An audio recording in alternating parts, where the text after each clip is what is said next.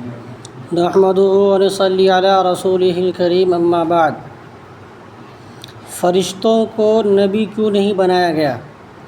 دنیا میں کسی فرشتے کو نبی بنا کر نہیں بھیجا گیا، کیونکہ وہ ہمارے لیے نمونہ نہیں بن سکتا، اس لیے کہ وہ تو 24 گھنٹے مہینوں اور سالوں عبادت میں مشغول رہے گا اور تھکے گا بھی نہیں، اور نہ اسے بھوک لگے گی نہ پیاس لگے گی۔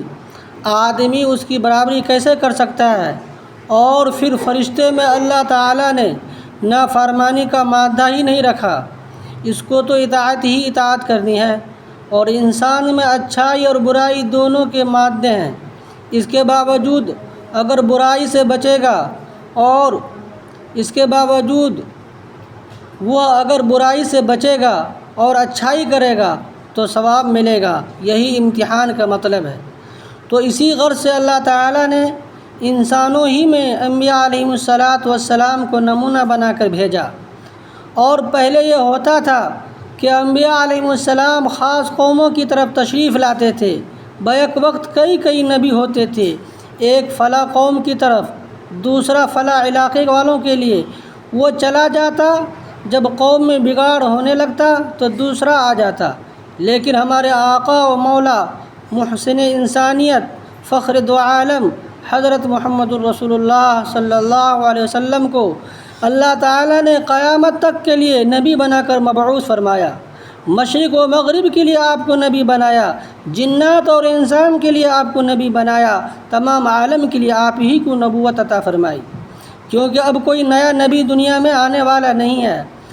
آپ پر دین کو مکمل کر دیا، شریعت کو کامل فرما دیا، اب آپ کے دین کے علاوہ کوئی چیز ذریعہ نجات نہیں ہے، اور انسانیت کو عزت نہیں مل سکتی جب تک کہ وہ پیغمبر علیہ السلام کے طریقہ پر نہ چلے۔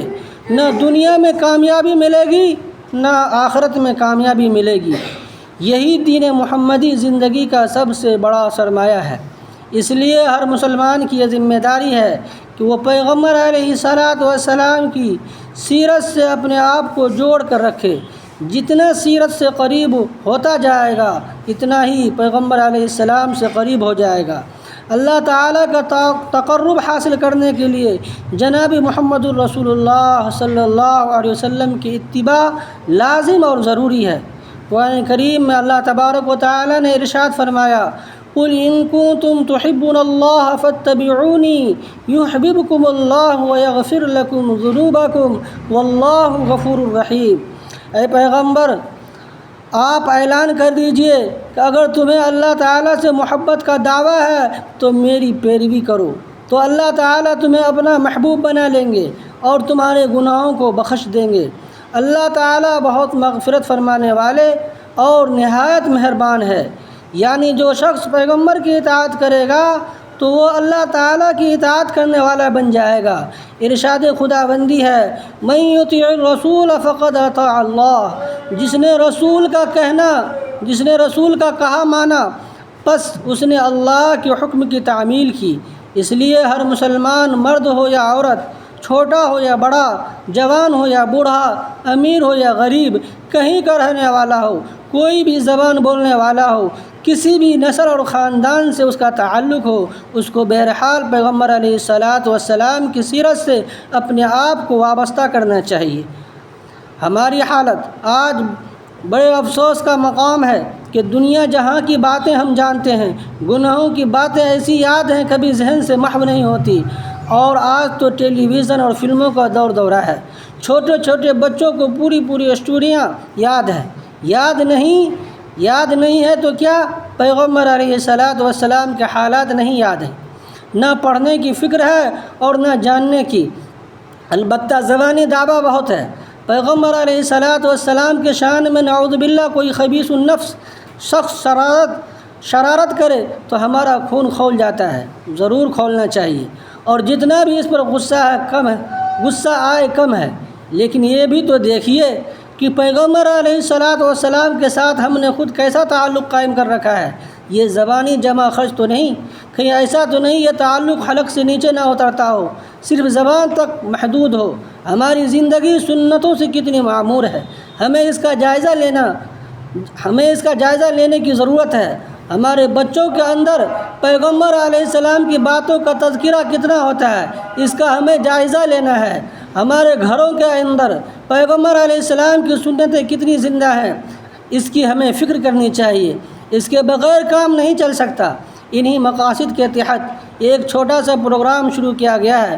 24 گھنٹوں میں سے 1 گھنٹہ نکال لیں، ہم نبی کریم صلی اللہ علیہ وسلم کے حالات سنیں گے، اس سے دلچسپی پیدا ہوگی، محبت میں اضافہ ہوگا، انشاءاللہ دل میں سنتوں پر عمل کرنے کا جذبہ بیدار ہوگا، اور ہمارے گھروں کے اندر سنتیں زندہ ہوں گی۔ ہماری سیرت و صورت اور عادت و اخلاق سنتوں کے رنگ میں رنگین ہو جائیں گے۔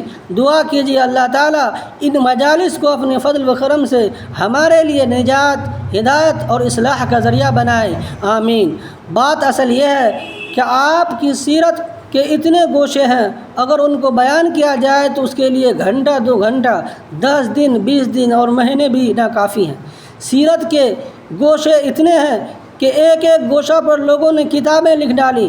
10 جلدوں میں کتابیں پیغمبر علیہ السلام کے حالات پر آ گئیں، اور کتنے ہی شاعروں نے اشعار کا انبار لگا دیے، لکھنے والوں نے مضامین کے مضامین لکھ ڈالے، لیکن سب یہ کہنے پر مجبور ہیں کہ ہم سے حق ادا نہ ہو سکا، ہم سے احاطہ نہیں ہوا۔ ہم نے سب چیزوں کو جمع کرنے کی کوشش کی لیکن جمع نہیں ہو پائیں۔ شاعر نے سچ کہا، لا يمكن الثناء كما كان حقه بعد از خدا بزرگ تو یہ قصہ مختصر۔ آپ کی شان والا شان کے مطابق آپ کی تعریف ناممکن ہے۔ قصہ مختصر یہ ہے کہ اللہ تعالیٰ کے بعد اگر کسی کا مرتبہ ہے تو وہ آپ ہی کی ذات عالی ہے، لیکن اس کا مطلب یہ نہیں کہ ہم سے جو ذکر ہو سکتا ہو وہ بھی نہ کریں، بلکہ ہمیں اپنی کوتاہی کے اعتراف کے باوجود اپنے جذبات کا اظہار ضرور کرنا چاہیے۔ بری بنا آئندہ کچھ اشارات پیغمبر علیہ السلام کی سیرت طیبہ کے بارے میں پیش کیے جائیں گے انشاءاللہ تعالی۔ اللہ تعالی ہم سب کو کہنے سننے سے زیادہ عمل کرنے کی توفیق نصیب فرمائے۔ وآخر دعوانا الحمدللہ رب العالمین۔